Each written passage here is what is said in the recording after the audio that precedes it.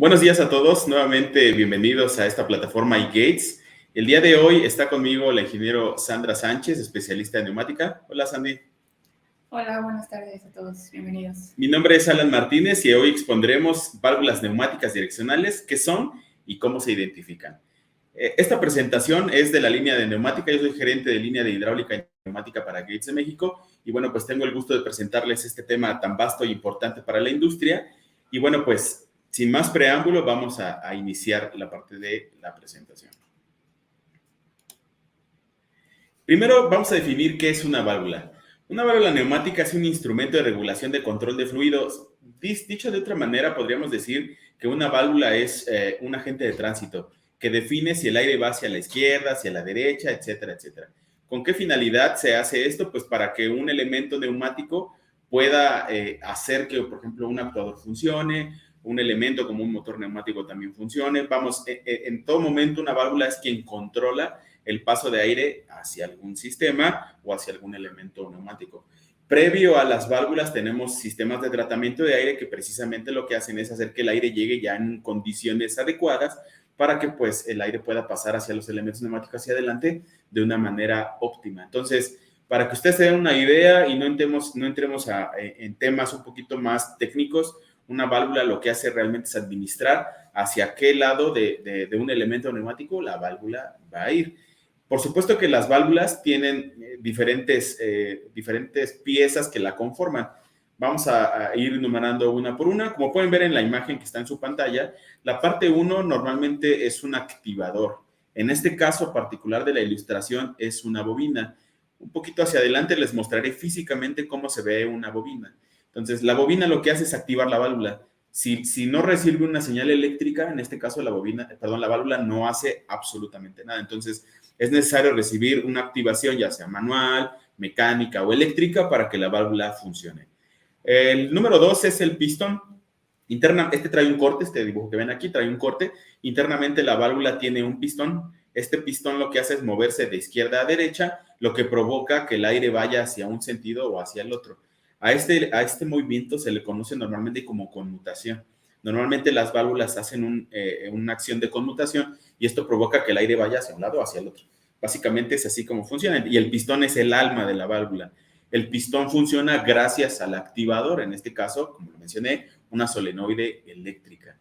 La parte 3 son las correderas o las juntas de disco que tiene el pistón. Internamente el mismo pistón tiene unos pequeños cilindros que lo que hacen es sellar una cámara con otra. Si el aire va a pasar hacia un sentido, como puede ser el puerto 7, que también ahí ven ejemplificado, entonces el 6 debe estar cerrado. No debe haber comunicación entre cámaras. Entonces estos discos lo que hacen es sellar una cámara con otra. Por eso es que es muy importante que con el tiempo las válvulas, después de su vida útil, sean reemplazadas, puesto los sellos que tienen estos discos normalmente se desgastan de manera convencional, como lo haría cualquier O-ring que está siendo usado constantemente, ¿no? La parte número 4 es el cuerpo de la válvula. Básicamente es lo que vemos físicamente. Voy a mostrarles a continuación una válvula, cómo se ve físicamente. Físicamente se ven como lo podemos ver aquí en la pantalla. Este es el cuerpo de la válvula. Esto vendría siendo la parte 4. Internamente la válvula tiene el carrete. Aquí no se logra ver porque pues por supuesto que la válvula está sellada, pero así es como lo vemos y lo que ustedes ven en la parte de afuera de la válvula es el cuerpo. Lo que sigue es el muelle. El muelle lo van a ver ustedes en el dibujo. Voy a aquí desarmar mientras les platico un momento qué es el muelle. El muelle normalmente es como la válvula regresa a su posición original. Lo que estoy haciendo aquí es quitándole una tapa a la válvula para que podamos ver el muelle, que normalmente es un resorte. O sea, muelle es la traducción ibérica del elemento. Aquí permítanme retirar el tornillo. Acá tiene otro. Y este muelle lo que hace es retornar la válvula a la posición original. Entonces, esto normalmente no se hace, simplemente es para ejemplificar un poco y ustedes puedan ver que sí existe un resorte interno de manera mecánica. Aquí ya lo liberó. Esta es la tapa que se quita y este es el muelle. Básicamente es un resorte. Este resorte lo que hace es la función de retorno de la válvula y este también es un activador. ¿Por qué? Porque a través de él es como la válvula conmuta internamente. Básicamente la válvula se ve así. Tiene aquí una pequeña, aquí en la parte interna es donde está el carrete y tiene aquí un sello para hacer sello con la tapa. Entonces, básicamente, este es el muelle y es así como se ve. Entonces, esta parte es la que nosotros conocemos como resorte. Internamente también las válvulas tienen tienen una manera de poder verse si hay presión. Normalmente aquí tienen una pequeña válvula que lo que hace es, cuando hay presión, esta está salida. Entonces tú puedes ver que la válvula está presurizada. También tiene otra parte que está ejemplificada con la parte 8, que es una válvula manual. Si hubiese un corte de energía eléctrica, como es el caso de una bobina, con el desarmador nosotros podríamos activar la válvula de manera manual y poder hacer que genere su función. Y por último tenemos la parte de los conectores eléctricos de una bobina. Esta es una bobina, así es como se ve físicamente una bobina. Estos son los conectores eléctricos. Aquí es donde se le pone un cable, que es como el que ustedes ven aquí. Este cable tiene los orificios exactamente como tiene los conectores y a través de esto es como podemos hacerle llegar una señal eléctrica a la solenoide y por ende hacer actuar una bobina, ¿no? En esta parte del cable. Entonces así es como funciona básicamente una válvula.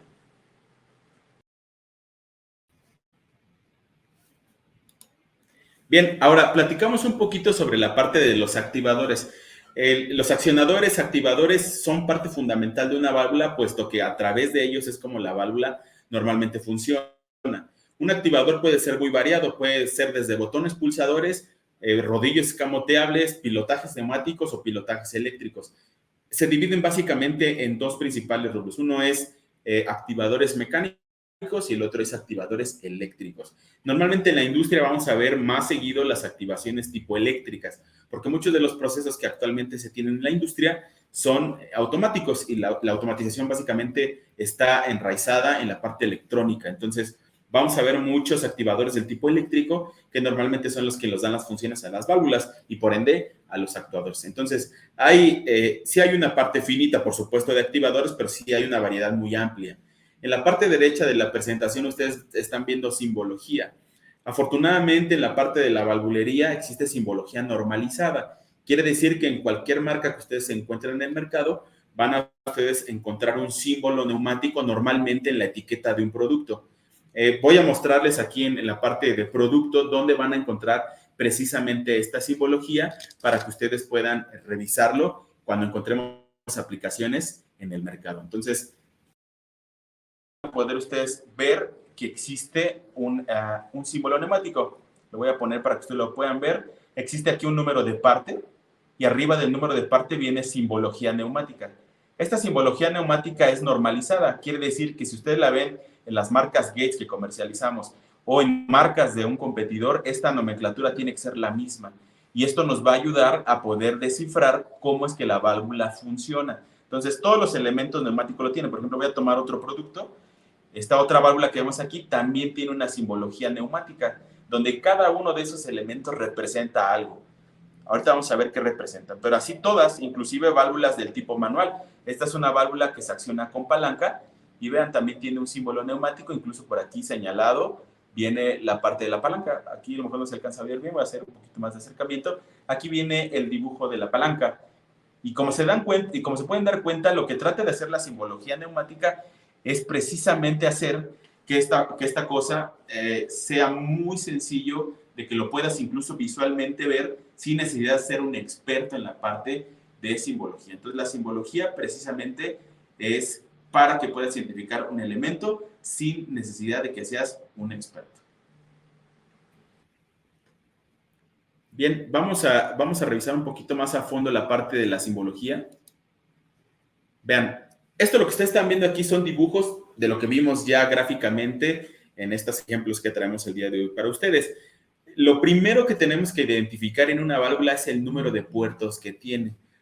¿Cómo podemos identificar los puertos en una válvula? La válvula tiene unas entradas y unas salidas. Normalmente son orificios, como lo pueden ver en la imagen inferior derecha, que están maquinados físicamente sobre el cuerpo de la válvula. En estos puertos se pueden instalar conexiones que normalmente se le llaman fittings o se les llaman racores.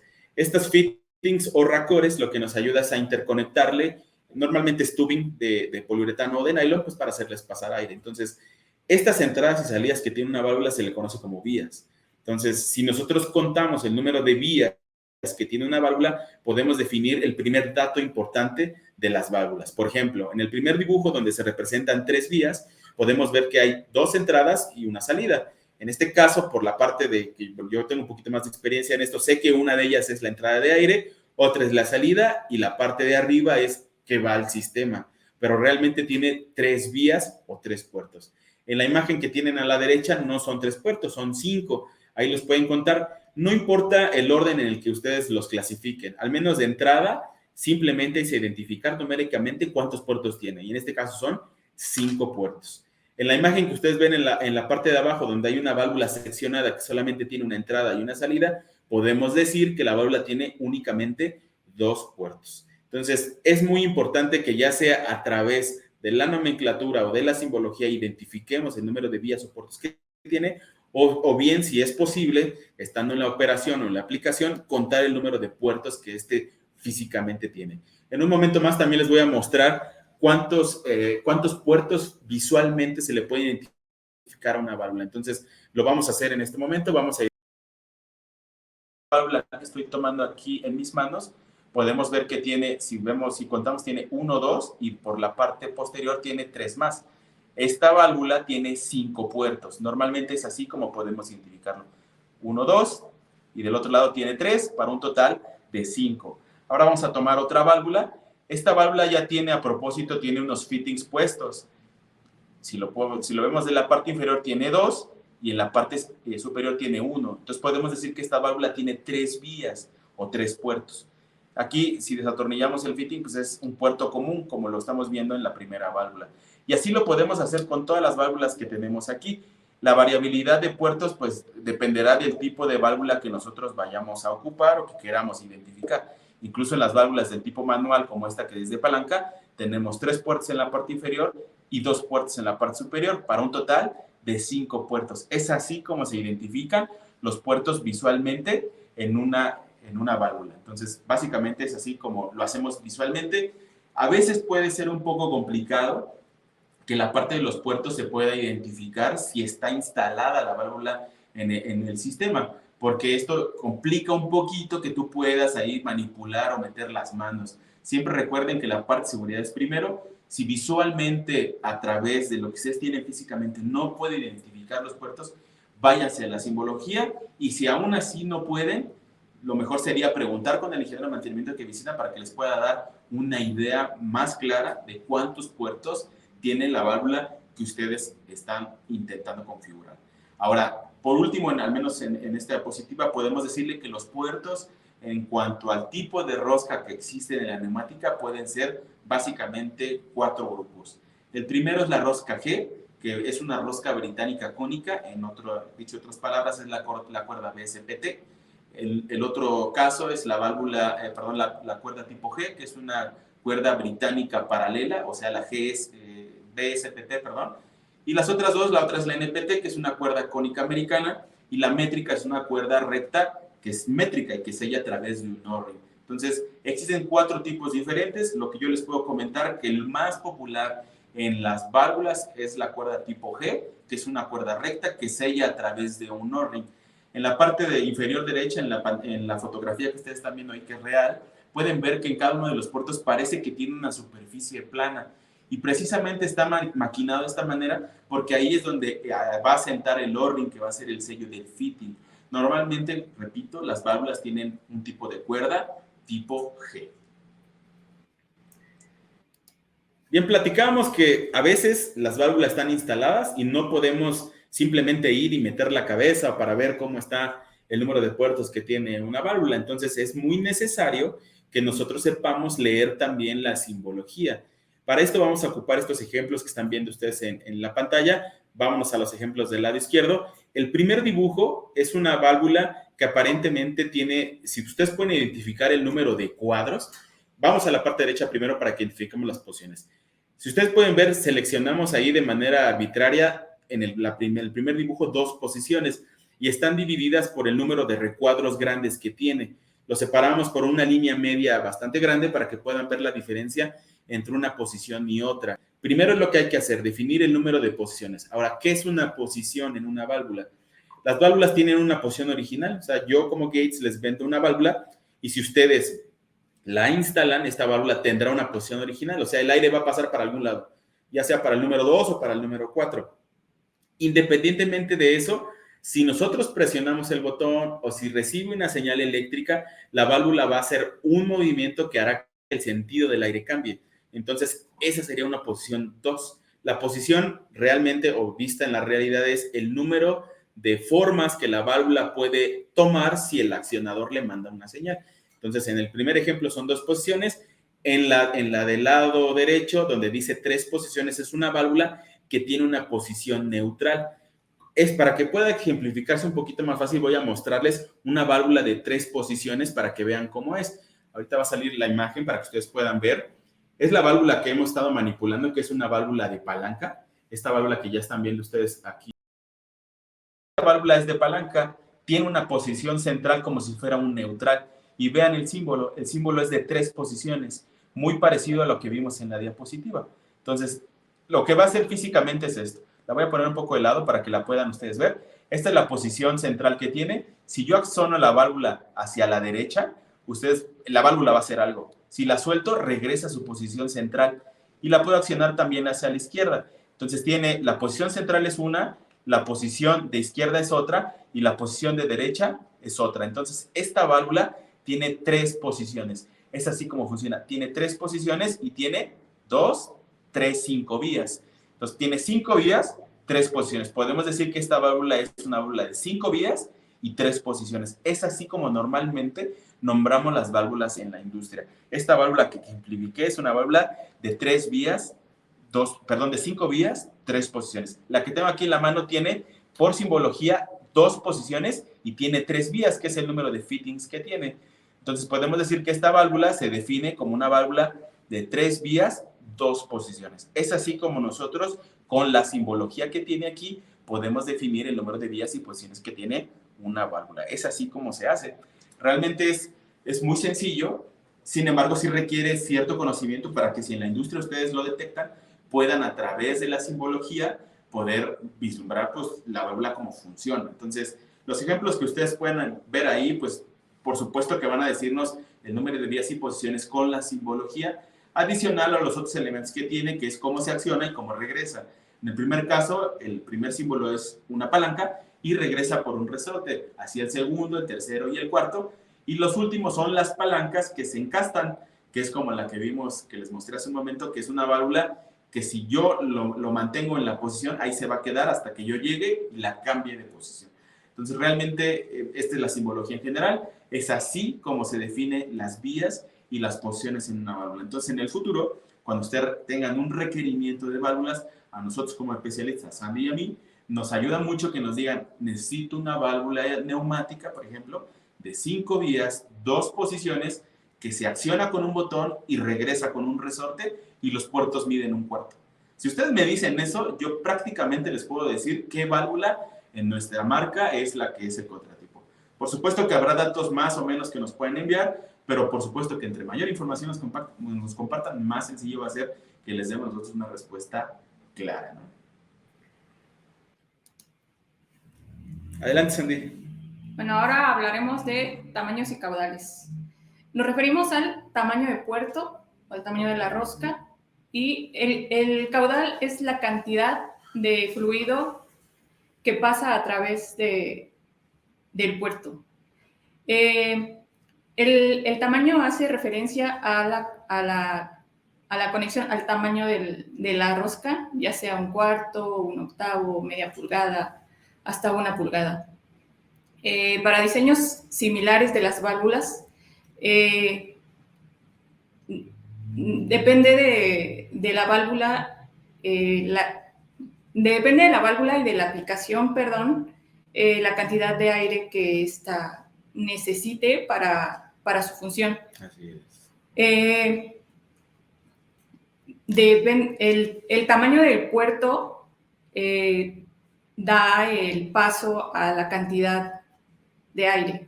Como pueden ver en la gráfica que está aquí al lado, el tamaño del puerto del lado izquierdo hace referencia a los litros que pasan por minuto sobre el diámetro. Sobre el diámetro. Es la cantidad de fluido que pasa entre el diámetro. Aquí, para complementar un poquito lo que comenta Sandy, todos los elementos neumáticos son fabricados basados en el diámetro, en el caudal y en la presión. Y como ella comenta, el caudal es la cantidad de fluido que pasa en un diámetro. Por supuesto que, y bueno, aquí también hay un factor que es el tiempo. Si un diámetro de una válvula, por ejemplo, de 3/4 es pues, muy amplia en el puerto, por supuesto que mayor cantidad de aire va a poder manejar. Poniéndolo en un ejemplo un poquito más convencional, si tuviéramos una ciudad de 30 millones de habitantes y tuviéramos solamente una carretera de 2 sentidos, imagínense la cantidad de tráfico que se hace. La verdad es que es bastante complicado. Ahora imagínense lo mismo, pero con una carretera de 12 carriles, que sean 6 de ida y 6 de regreso. Seguramente el tráfico podría ser manejado de una mejor manera. Por eso es que el flujo es muy importante en los sistemas neumáticos. A pesar de que es un dato que difícilmente obtendremos de un ingeniero de mantenimiento, porque no es muy común que ellos sepan la cantidad de caudal que tienen en sus líneas neumáticas, es un dato que al menos tenemos que tratar de conseguir, porque no es bueno que pongamos una válvula más pequeña para una aplicación que realmente requiere mayor manejo de aire. Entonces, el caudal, a pesar de que es un tema muy orientado hacia quien fabrica la neumática, es muy importante que nosotros que la vendemos o que la comercializamos, sepamos por qué es importante este tema en especial. Entonces, el caudal tiene que ver con el tamaño del puerto en las válvulas y, por supuesto, qué cantidad de aire va a manejar cada una de las válvulas, ¿no? Bien, adelante, Sandy. Así es. Bueno, ahora hablaremos de temperaturas de operación. Las presiones de trabajo para las válvulas generalmente van desde de vacíos hasta 16 bares. La mayoría de aplicaciones no trabajan a más de 10 bares. En la industria, un máximo que podemos encontrar en operación de neumática son 10 bares. La electroválvula ocupa un pilotaje hasta de 1.5 bares para su accionamiento. La temperatura de trabajo normalmente está limitada por el material de las juntas. El material de las juntas sufre cambios a temperaturas bruscas, entonces depende mucho del tipo de junta que tenga una válvula para recomendarla. En este caso, el Viton es el material más resistente a la temperatura que tenemos. Resiste hasta 80 grados centígrados. El rango estándar entre 5 y 80 grados centígrados, temperatura ambiente, es lo que manejamos en la industria. Para las bobinas, debido a la generación de calor por el consumo de energía eléctrica que estas tienen, es de 5 a 50 grados centígrados. Y para aplicaciones en bajas temperaturas, que es a los menos 20 grados centígrados, es importante tomar en cuenta el punto de rocío. ¿Por qué? Porque el punto de rocío, que es la humedad en el aire, la niebla que se forma a bajas temperaturas, puede congelarse y pues obviamente esto puede dañar la instrumentación de la válvula y pues, ocasionar fallas e incluso que ésta se descomponga, ¿no? La oxidación de esto. Así es. Desgraciadamente, las válvulas están limitadas por la resistencia a la temperatura que tienen sus O-rings internos.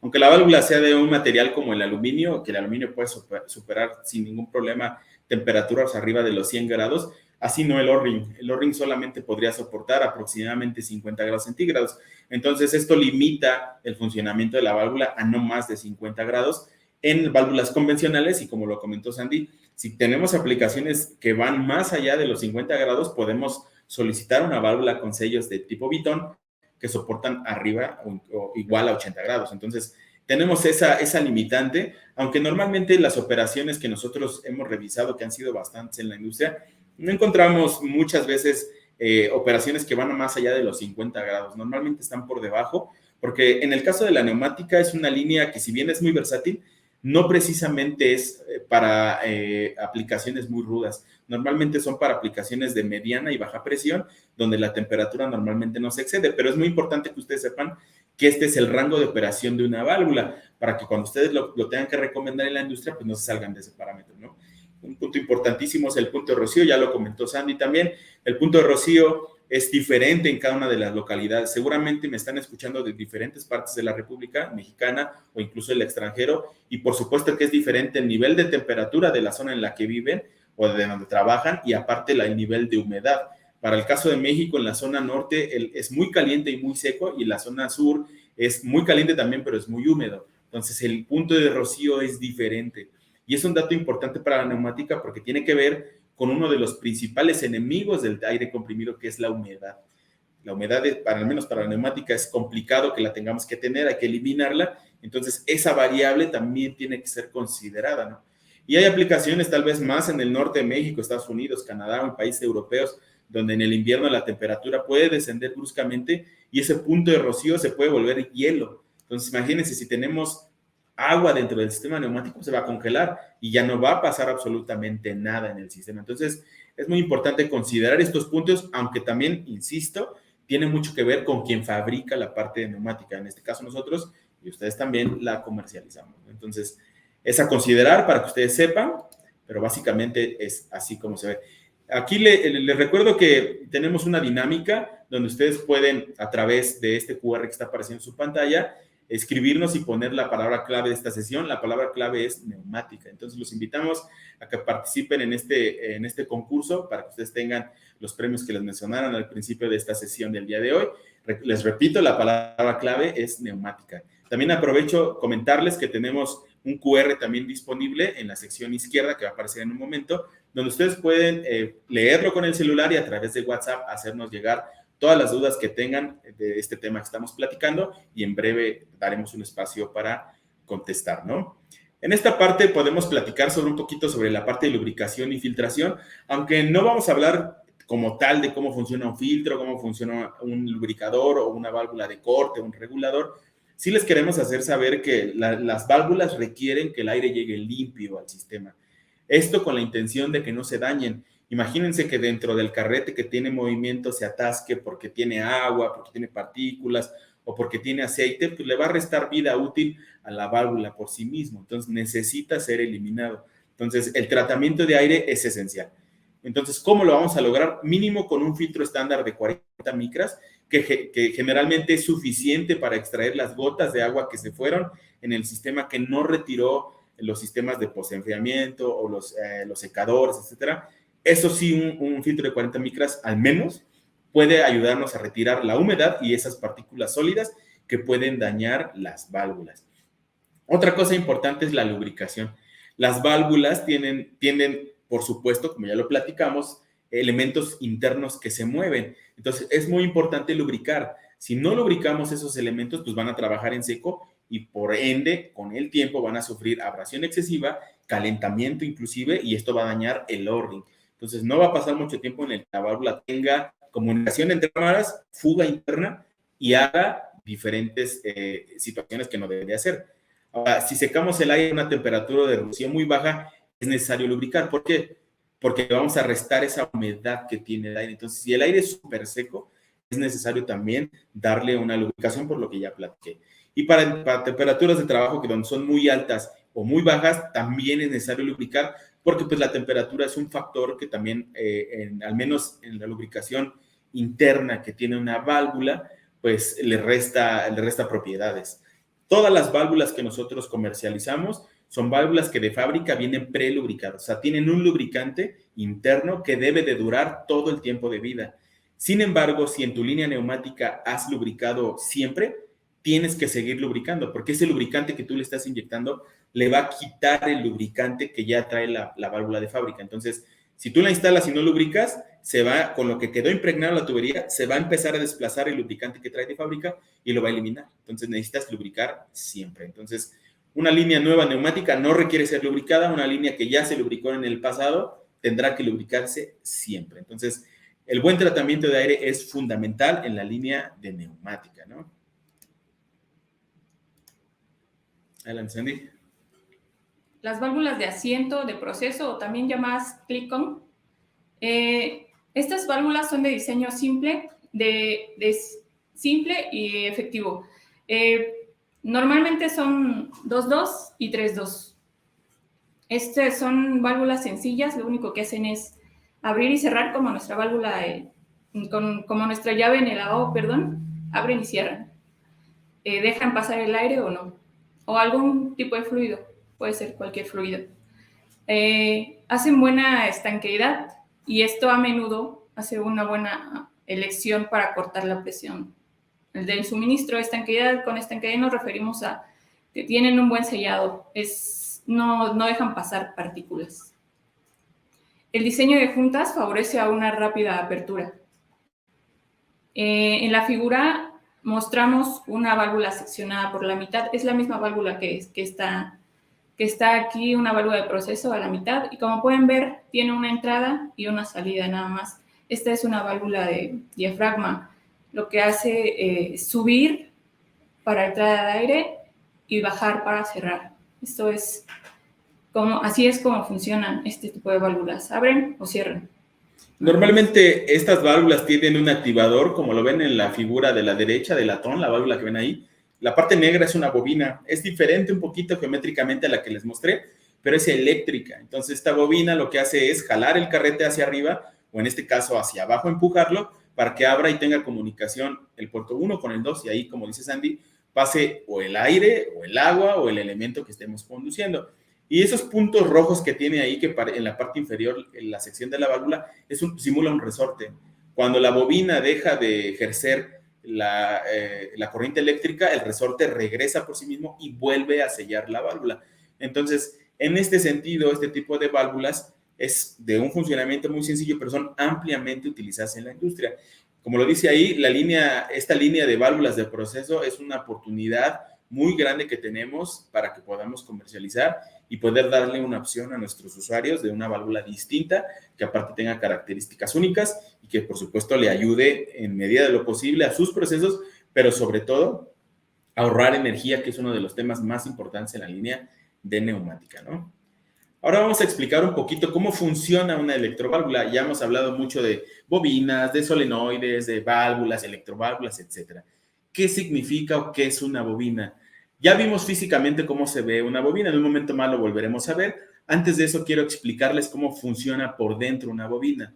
Una bobina, como su nombre lo dice, tiene un embobinado de cobre en la parte interna, lo cual al momento de que se le induce una corriente eléctrica, la bobina genera un campo magnético en el centro. Esta es una propiedad en el electromagnetismo, donde si tú le pones a un embobinado una corriente eléctrica, en la parte central se genera un magnetismo. Entonces, este magnetismo lo que va a hacer es atraer el carrete de la parte media de la válvula y lo va a jalar hacia arriba, lo que va a provocar que la válvula abra. Entonces, una bobina lo que realmente está haciendo es electrificar a través de la bobina y magnetizar el carrete de la válvula para abrir. Básicamente es el principio de funcionamiento. Otro dato importante es que hoy en día las solenoides que normalmente nosotros manejamos tienen internamente una pequeña vena que se alimenta del aire que está suministrando para que le ayude a empujar al carrete. O sea, no utilizamos al 100% la electricidad para abrir la válvula. O sea, también no estamos echando mano de la energía que tiene el aire. Esto es lo que provoca es que la solenoide tenga un consumo menor. Entonces, a la larga y por el número de bobinas que tengan instaladas en su industria, seguramente representará un ahorro de energía muy grande. Entonces, normalmente, hoy en día las válvulas, ya sean en corriente alterna, en corriente directa, tienen un auxiliar neumático para que éstas consuman menos corriente. Y esto, pues como repito, se traduzca en ahorros de energía. Entonces, lo que estamos viendo ahorita son el ejemplo de una sección de una bobina. Las bobinas pueden estar en corriente alterna, en corriente directa, en voltajes de 120 en corriente alterna, 220 o 440, o en el caso de corriente alterna, lo más común es 12 volts de corriente directa, 24 volts de corriente directa. Ya si hablamos de qué es lo más popular en la industria, 120 volts corriente alterna, 24 volts corriente directa. ¿Por qué? Porque normalmente los PLCs o las computadoras industriales trabajan a 24 volts y son quien mandan la señal eléctrica hacia la bobina. Entonces, por eso es que existe una paridad en el voltaje entre la automatización y las bobinas. Entonces, les voy a mostrar físicamente cómo es una bobina. La bobina físicamente se ve así, ya lo habían hace un momento. Esto es una bobina. Aquí en esta parte interna es donde entra el carrete o la continuación del carrete de una válvula. Voy a tomar una válvula para que se den una idea. Este simplemente es un seguro. Se remueve el seguro. Y en esta parte interna entra la bobina. Una vez que entra la bobina, por supuesto que tiene juego, necesitamos asegurarlo nuevamente con este seguro. Y se aprieta de manera manual, ¿eh? Aquí le voy a dar ahorita posición. Una vez que le das posición, aprietas con la mano y la bobina queda sujeto al cuerpo de la válvula. Así es como se ve. Entonces, una vez que se ve así, ya queda la bobina para poder conectarse. ¿Cómo se conecta la bobina? Bueno, existe un cable especial que lo voy a mostrar aquí. Este cable lo que tiene aquí tiene una especie como de sello para hacer que no haya ningún problema más bien se esté seco el sistema entre la bobina y el cable. Este es el cable que se conecta y normalmente va así. Voy a conectarlo aquí. Tiene aquí los pines, entra directo. Entra directo. Y es así como se ve como se ve la válvula armada con la bobina y el cable. Y ya el cable se conecta hacia el PLC de manera directa. Entonces, normalmente es así como se ve ya una bobina instalada. Y si se dan cuenta, aquí es un poco a veces complicado porque estamos en vivo, pero el tema es, si yo lo puedo hacer aquí en una posición que tal vez no me favorece, imagínense ustedes cuando están armándolo en el campo. Realmente es muy sencillo. En la parte superior tiene un tornillo que estoy mostrando aquí. Este tornillo simplemente va con un desarmador de cruz y con esto se asegura el cable con la bobina. Y así queda armado. Básicamente este es el armado sencillo de una electroválvula con su bobina. Ahora, la diferencia es que pueden ser diferentes voltajes. Acuérdense, 24, 120, 220, 440, etc. ¿De qué depende qué voltaje le voy a meter a la bobina o a la válvula? Depende de la aplicación. Entonces voy a poner esto aquí. Ahora, voy a aprovechar aquí que estamos viendo los ejemplos. Este, por ejemplo, no es una bobina, este es un botón. Este botón puede sustituirse por la bobina. No lo voy a sustituir ahorita, pero simplemente puede ir aquí en esta posición. Y en lugar de que reciba una señal eléctrica, va a recibir una señal con tu mano manual. El botón se aplasta. Entonces, este es un activador diferente y esta es una válvula manual. ¿Qué tan pequeñas pueden ser las electroválvulas? Vean, esta es una electroválvula muy pequeñita. Esta parte superior es su bobina. Inclusive, de esta parte tiene indicadores tipo LED para que ustedes puedan ver si la bobina está o no energizada. Entonces, esta es una válvula bien pequeñita, es como esta, pero en miniatura. Vean en la comparación de tamaño para que se den una idea. Y esta es su bobina. Entonces, el mundo y el universo de las válvulas es muy amplio. ¿De qué depende que escogas una bobina, una válvula como la que está aquí abajo, una como esta o una como esta que es de puertos de media, que vean el tamaño para que lo puedan comparar, vean el tamaño? Pues es abismal, ¿no? ¿De qué depende? De la aplicación completamente, ¿no? Entonces, en general es así como se arma una electroválvula. Es muy sencillo y ya más o menos vimos cómo es que una bobina puede funcionar. Entonces vamos a pasar a la siguiente diapositiva para que lo podamos revisar. Un poquito sobre la parte de los voltajes. Estos son los voltajes disponibles en la industria y esto que ustedes están viendo aquí es el arranque en el tiempo que tiene una bobina para estabilizarse. Estos son datos un poquito más técnicos, pero básicamente lo que acaban de ver, que es lo que está aquí en la fotografía, lo acabamos de ver físicamente, ¿no? Bien, ¿cómo funciona el pilotaje interno? Era lo que les comentaba. No todos o no siempre la bobina trabaja sola. Normalmente la bobina requiere de un apoyo del aire para poder reducir su consumo de energía. Aquí en la parte inferior van a ver como una especie de vena en un azul fuerte, como en un azul rey. Esa es la pequeña vena que tiene maquinada internamente una válvula. Entonces, cuando la bobina empieza a obturar la válvula, esta venita se abre, deja pasar aire y le ayuda a empujar el carrete. Con esto reducimos de manera drástica el consumo de energía eléctrica en nuestras bobinas. Estas bobinas ya vienen siendo bobinas de alta eficiencia. Entonces, por eso es muy importante que manejemos válvulas de este tipo con bobinas de este tipo para que ustedes tengan también un ahorro de energía, ¿no? Ahora, las válvulas también pueden colocarse en subbases. Normalmente pueden conectarse de manera directa con los fittings, pero también se pueden colocar en bases. Estas bases lo que hacen es ahorrar espacio y tener solamente una base, alimentarla toda y a su vez ella va a alimentar al número de bobinas o de válvulas, perdón, que estén instaladas sobre ella. Entonces, las bases lo que hacen es darle un acomodo a las válvulas en un banco y solamente tengo una entrada de aire y sus escapes y toda esa entrada de aire administra todas las válvulas que pusimos encima. Una pregunta muy importante que siempre nos hacen es, ¿yo puedo poner una válvula de Gates en una subbase de un competidor? La respuesta es no. Normalmente el competidor hace sus bases al tamaño y geometría de sus válvulas. Si tú intentas instalar, normalmente los tornillos de sujeción no van a caber. Entonces es muy importante que tengamos siempre nuestras subbases para nuestras válvulas. Los manifold pueden ser desde una válvula hasta 12 estaciones. Podemos armar ya una subbase bastante amplia con todas las características eléctricas que ustedes necesiten. Bien, adelante, Sandy. Bueno, para poder recomendarles una válvula, los datos mínimos que necesitamos de configuración son los que pueden ver aquí. Por supuesto, siempre es más fácil para nosotros que puedan conseguir una foto del número de parte o de la simbología. Pero bueno, aquí está como primer punto el número de puertos, el número de posiciones, el tipo de activación, ya sea manual, por bobina, voltaje, si lo requiere la aplicación, si fuese una válvula activada por bobina, el diámetro de los puertos, el flujo y la presión de trabajo. Esos son los datos que necesitamos para poder darles una rápida respuesta al momento de cotización. Así es, son datos, como dice ahí, mínimos. Entre mayor información ustedes nos hagan llegar, más fácil va a ser para nosotros identificarles una válvula. Entonces, en ese sentido, será muy necesario que puedan al menos poner estos datos. Yo sé que a lo mejor puede que falten algunos, ahí ya podemos nosotros medio revisar cómo poder ayudarles, o también nos sirve bastante el número del competidor, porque normalmente buscamos la ficha técnica donde viene todo la información técnica y hacemos un contratipo relativamente fácil, ¿no?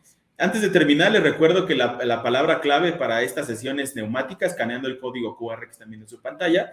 Y también les recuerdo que si tienen alguna duda, pueden escribir a través del chat que está enlazado también a WhatsApp y nos llega de manera directa, ¿no?